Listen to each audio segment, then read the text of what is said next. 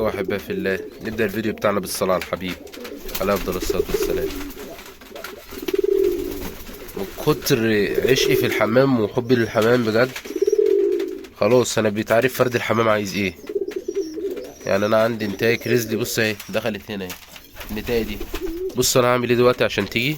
هي الأكل قدامهم، هي بس إيه بتحب اللي هي تخش العيون وتطلع وكده. بص استنى، بصوا نزلت اهي. بص اعمل معايا عزة، بصوا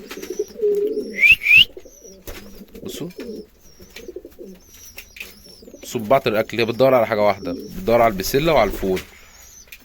هي عارفه بتدور على ايه. بصوا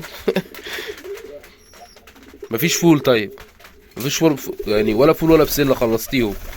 هنعمل ايه تاني؟ انا مسميها عزة من كتر ما انا بعز النتادي اوي.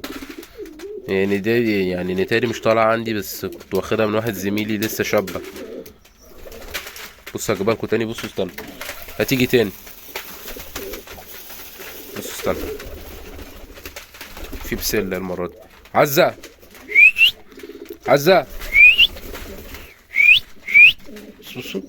بصوا مدمني بسلة وفول.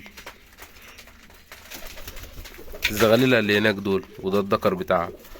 بفكر اديها الدكر اللي تحت ده، وادي النتاية السوداء الجمعية دي للدكر ده، واعكس الاتنين مع بعض. قولوا لي ايه رأيكم في التعليقات. ادي الدكر الجمعية ده الاسود للنتاية الجمعية السوداء، والدكر كريزلي للنتاية. يا ابن اللعيبة فرد الحمام. ماشي يا عم. عارفين هو عمل ايه؟ طلع واقف على السلك اللي فوق دماغي، وقام عامل زرقاء على كتفي. بصوا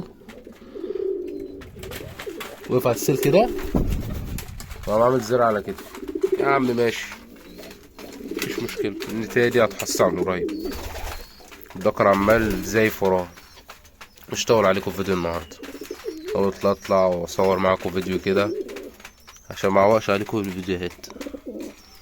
ولو عايزين اي حاجه مني اطلبوها في التعليقات. وده كان فيديو النهارده برعاية عزة.